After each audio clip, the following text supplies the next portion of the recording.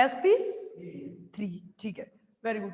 हाँ भाई, कौन था वो जो पूछ रहा था मुझसे, मैडम दोबारा बताओ एक बार। देखो भाई सिंपल सी चीज है भाई, बोरोन याद होगा, बेरिलियम के बाद बोरोन आता है, और बोरोन आता है तो उसके बाह्यतम कोश में 3 इलेक्ट्रॉन, 1 2 और 3, कैसे भी प्रेजेंट कर दो उससे कोई फर्क नहीं पड़ता, यहां कोई फर्क नहीं पड़ता, स्ट्रक्चर में फर्क पड़ता है बस।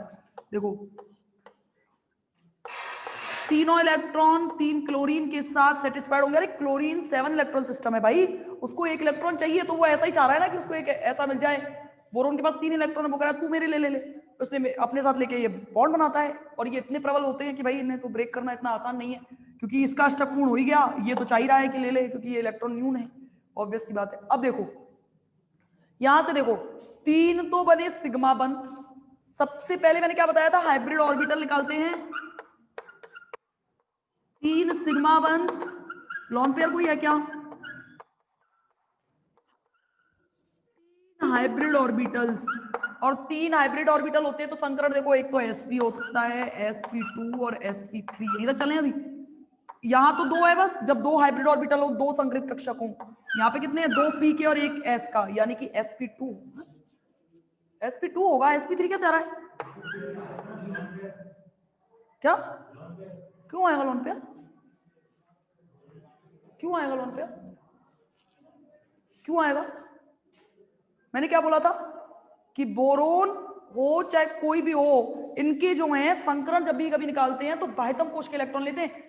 ये और क्या लिखाया मैंने, ये लिखवाया था क्या मैंने कि बेरिलियम का, फिर तो बेरिलियम में क्यों नहीं बोला कि मैडम यहाँ तो 4 होता है, यहाँ भी लॉन पेयर होना चाहिए ना। एमओटी के अंदर देखो मैं आपको समझाती हूँ, संकरण करवाने के लिए तो केवल बाह्यतम कोश के इलेक्ट्रॉन ही भाग लेते हैं, ये ध्यान रखना।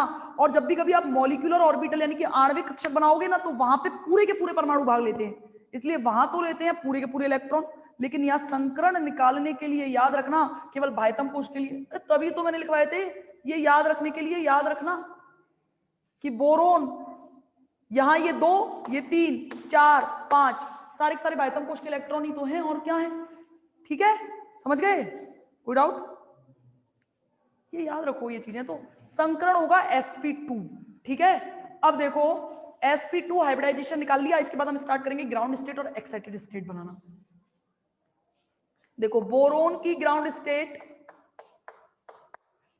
देखो भाई ऐसा नहीं है कि मैं कोई भगवान हूं कि मुझसे गलतियां नहीं होती हैं, ये चीज ध्यान रखना।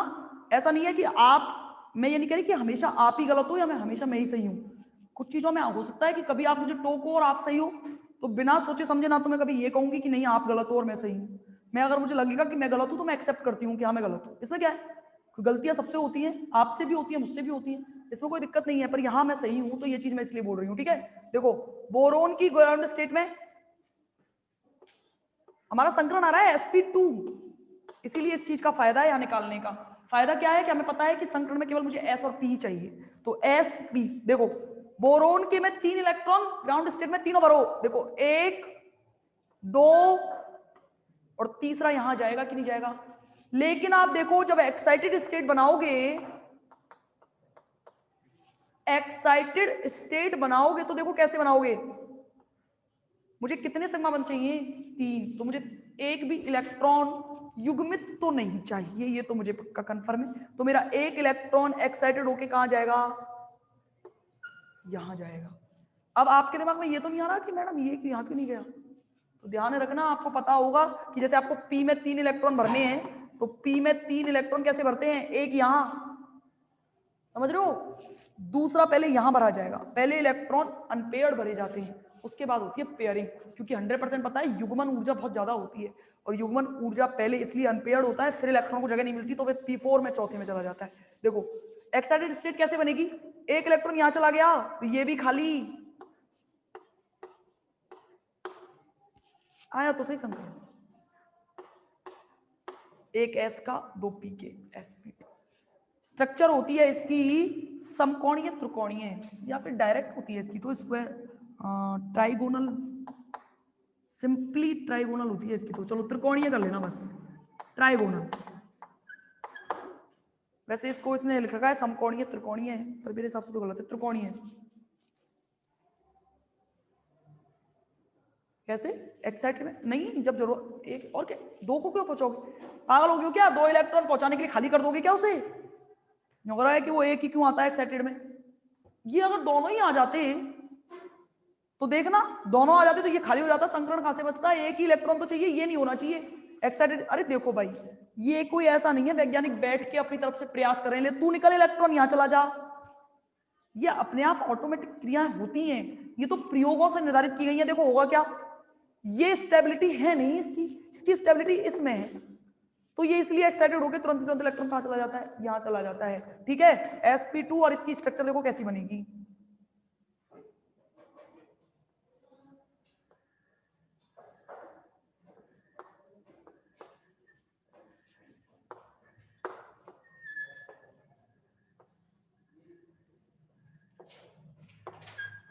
त्रिकोणीय स्ट्रक्चर होती है, यही है इसकी स्ट्रक्चर। ठीक है ना, इसको थोड़ा बाहर निकालते हुए मतलब सुंदर दिखे, थोड़ा बाहर निकाल के दिखा देना। अच्छा बता सकते हो बंद कोण क्या होगा? बंद कोण क्या होगा? अरे इस बोरोन और क्लोरीन के बीच का बंद कोण पूछ रही हूं मैं, 60 डिग्री भाई, 60 डिग्री ना। और ध्यान रखना, दोनों क्लोरीन के बीच का बंद, इस क्लोरीन और इस क्लोरीन के बीच का बंद है 120 डिग्री। पर हमको सिर्फ इतना याद रखना है कि त्रिकोणियों में जो बंद कोण होता है वो होता है 60 डिग्री, क्योंकि हम ये सिंपल वाला पढ़ रहे हैं, यानी कि सामान्य संकरण की व्याख्या कर रहे हैं इसलिए। ठीक है, सही है, वेरी गुड। देखो बच्चे ऑनलाइन देखो कितने एक्टिव हैं, 60 डिग्री, वो देखो जवाब भी दे दिया उसने। हाँ भाई बेटाओ बेटाओ, अगला एग्जाम्पल एक और करो, कंफ्यूज मत हो, एग्जाम्पल्स करिए, एग्जाम्पल से बेटर इनमें से ही आएगा एक एग्जाम्पल, ध्यान रखना हर साल आता है पेपर में, जो मैं बोर्ड पे करा रही हूँ। बोर्ड ध्यान रखना, एक चीज और, जो चीज बोर्ड पे बता दी वो चीज के अलावा एक भी चीज आपको पेपर में मिलेगी और नहीं, ये ध्यान रखना। CH4, सारी एग्जाम्पल्स के एक एक करेंगे उदाहरण, करो फटाफट, 2 मिनट लगनी चाहिए, संकरण निकालने में टाइम नहीं लगना चाहिए मुझे, केवल संकरण बताओ, एक्साइटेड और ग्राउंड स्टेट तो बनाते रहना बाद में।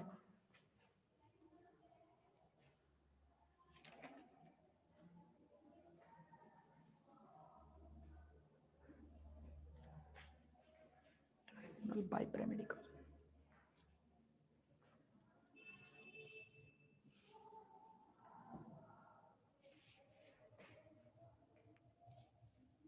sp3, हाँ ये तो ऐसा सर्वविदित एग्जांपल नहीं है। मेथेन को तो आप ऑर्गेनिक में भी पढ़ते हो, मेथेन में तो होता ही क्या है, sp3 हाइब्रिडाइजेशन है। कार्बन के बायतम कोश में किसी संयुक्तता कितनी,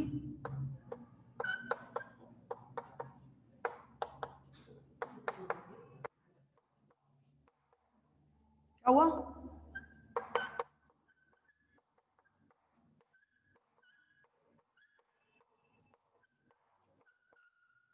हुआ या नहीं हुआ? कोई डाउट? sp3 हाइब्रिडाइजेशन होने के बाद में इसकी एक्साइटेड और ग्राउंड स्टेट तो बड़ी सिंपल है, इमेजिन करना, देखो एक्साइटेड और ग्राउंड स्टेट एक जैसी बनेंगी, बना के देखते हैं। नहीं बनेंगी एक जैसी, क्यों बनेंगी, किस लिए बनेंगी एक जैसी? कितने इलेक्ट्रॉन? 4 भरो, देखो 1 2, मेरा जैसे मेरा मार्कर चल रहा है ना वैसे ध्यान रखो, देखो 4 इलेक्ट्रॉन भरने, 3, समझ गए? अब देखो एक्साइटेड स्टेट, ये देखो यहां से मेरे को 4 सिग्मा बंद मिल रहे हैं, एक भी लोन पेयर नहीं है, यानी कि ये 2 इलेक्ट्रॉन एक जैसे नहीं दिखाई देने चाहिए।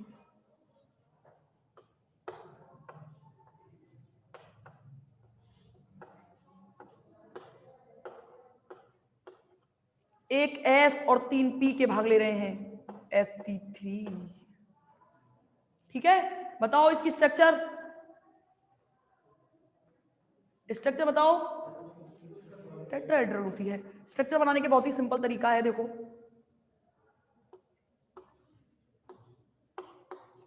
थोड़ा इसको बड़ा कर देना बस, 4 फलक बनाने हैं, इन चारों फलकों को मिला दो, होती है इसकी टेट्राहेड्रल शेप। 4 फलक कौन कौन से हो गए, ध्यान रखना, ये 4 फलक हैं, 1 2 3 और चौथा ये रहा, 4 फलक। और इसका बंद कोण पता है कितना होता है? 109 डिग्री, 28 मिनट।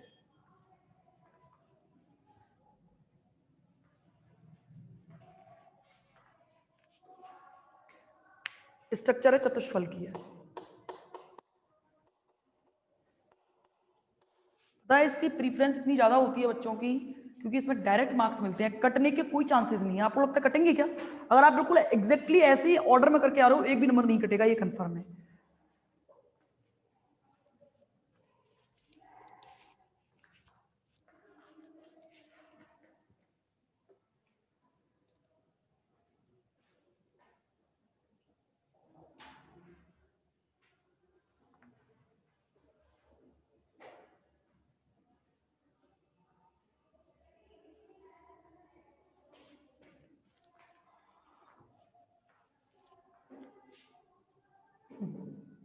कौन है ये अभिषेक? वाह मैं सीख गया मैम।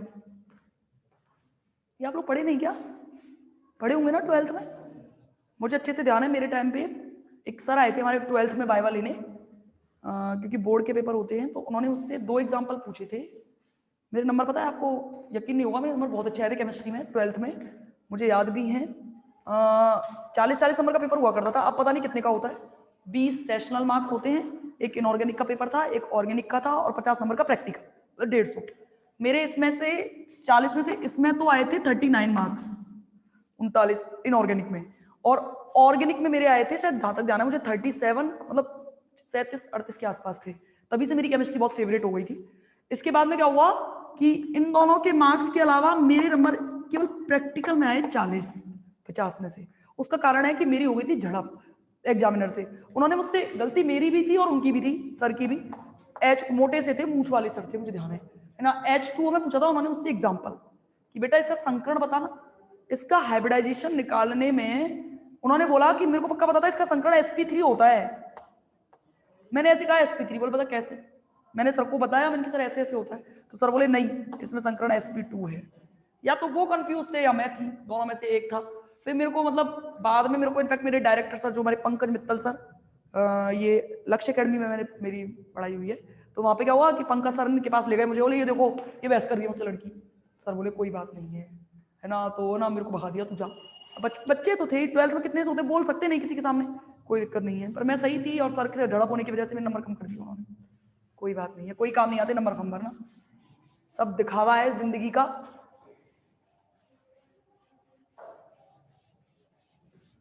देखो एक एग्जांपल मैं आपको दे रही हूं, PCl5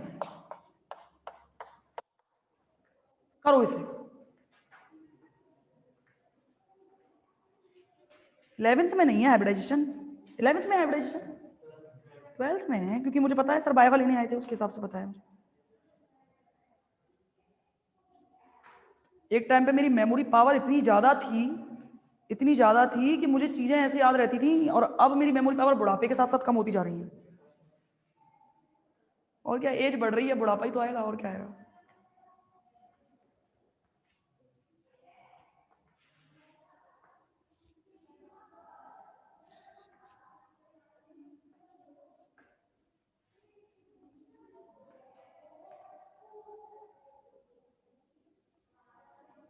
इतना टाइम नहीं लगता, बताओ।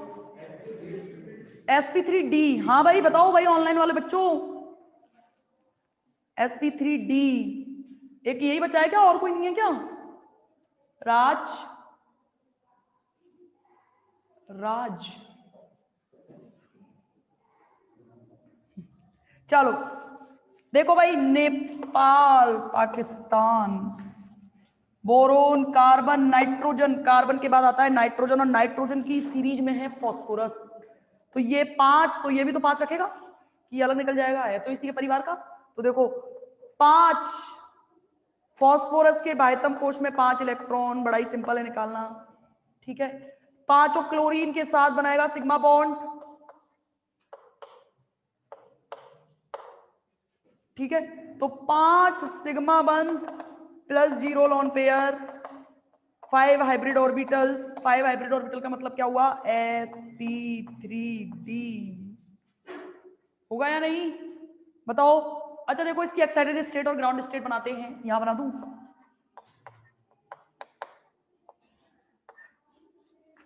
अब देखो इसमें ध्यान रखना, इसमें डी भी पार्टिसिपेट करेगा, तो आपको एस भी बनाना है, पी भी 3 बनाने हैं, और डी के कितने होते हैं, D X Y, D Y Z, D Z X, D X square minus Y square, D Z square. तो 5, 1 2 3 4 5, ठीक है, पूरा बना के आना है, फिर 3 छोड़ दो, ठीक है। फास्फोरस के आयतन कोश में कितने इलेक्ट्रॉन थे, 5, 5 भरो पहले, 1 2, ठीक है। देखो तीसरा, चौथा और पांचवा, अब छठवां इलेक्ट्रॉन कहां आता, इसमें, ठीक है ना, ध्यान रखना ये वाली चीज। एक्साइटेड स्टेट में मुझे एक भी लोन पेयर नहीं चाहिए, तो मैं डबल इलेक्ट्रॉन को कैसे बर्दाश्त करूं भाई, तो मुझे एक इलेक्ट्रॉन को एक्साइटेड करके कहां जाना पड़ेगा, यहां जगह नहीं है, अब ध्यान रखना, ये इलेक्ट्रॉन जो है वो यहां जाएगा, ठीक है, डी में। तो यहां से आपका हाइब्रिडाइजेशन क्या बनेगा,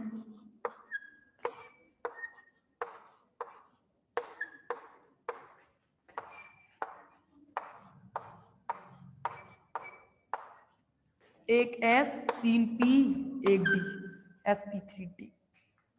पता है अभी जब बीएससी करके जाओगे ना, ढंग से कर ली ना बीएससी, नॉलेज का पिटारा होगा आपके पास, क्योंकि ये सारी चीजें आगे चल के सब दे रखी हैं कि ये 2 इलेक्ट्रॉन क्यों होते हैं, ये दोनों की दिशाएं अलग अलग क्यों होती हैं, इनको एक साथ क्यों नहीं रख सकते, एक ही दिशा में क्यों नहीं रख सकते, क्यों स्टेबिलिटी नहीं होती, क्या कारण है कि इलेक्ट्रॉन, पांचवा इलेक्ट्रॉन यहां क्यों नहीं गया, एक्साइटेड होके जगह तो यहां भी है, यहां क्यों गया।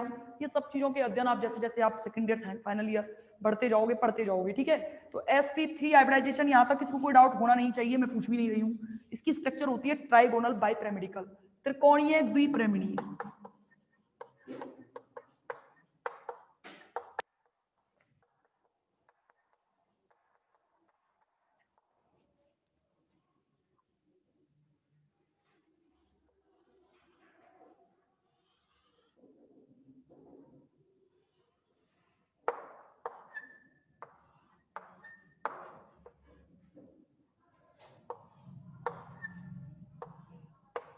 तीन क्लोरीन, तो तीनों कॉर्नर्स पर एक बाई पिरामिडिकल का मतलब होता है एक क्लोरीन ऊपर,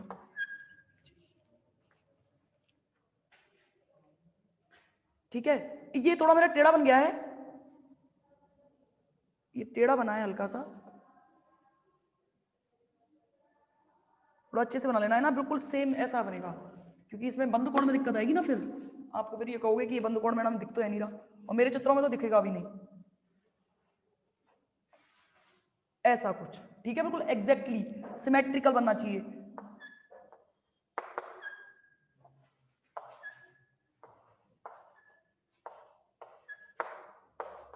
फिर टेढ़ा हो गया, इन दोनों के बीच का बंद कोण है 90 डिग्री, देखो अब 90 डिग्री कैसे बना सकते हो देख लेना।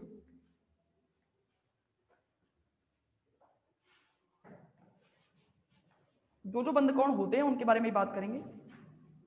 बाई पिरामिड का मतलब होता है द्वि पिरामिड, यानी पिरामिडाकार में एक ऊपर और एक नीचे, कुछ ऐसा देखो, ऐसा देखो, ये मेरा बीच की बिल्कुल हथेली दिख रही है, ये जो मेरी हथेली है, ये हथेली माना मेरा सेंट्रल पॉइंट है, बिल्कुल बीच वाला। ये जो मेरी फिंगर है इधर वाली, ये एक कॉर्नर है, ये वाली फिंगर एक कॉर्नर है, ये वाला जो हथेली का पॉइंट है ये तीसरा कॉर्नर है, ये चौथा कॉर्नर है, एक इसके ऊपर, हाथ के ऊपर, और एक हाथ के नीचे। तो ये ऊपर नीचे जब भी लटकते हैं ना, उसको कहते हैं द्विपिरामिडीय, क्योंकि दोनों दिशाओं में लटक रहे होते हैं, इसको कहते हैं बाइपिरामिडिकल। टाइम तो हो गया है, पर मैं एक एग्जांपल आपको दे देती हूं। एक एग्जांपल है SF6 का, और एक है IF7 का, कर लोगे, कोई दिक्कत आएगी नहीं। इसी के साथ आपके सारे संकरण यानी कि sp3d3 तक कंप्लीट हो जाएंगे। फिर हम शुरू करेंगे कि लोन पेयर्स की वजह से क्या कारण है, कि इसमें क्या कमियां रही हैं सामान्य संकरण की। ठीक है, जाऊं मैं, थैंक यू सो मच।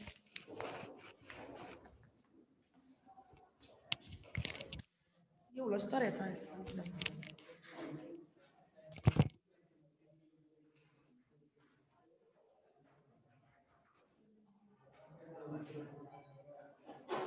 जाओ।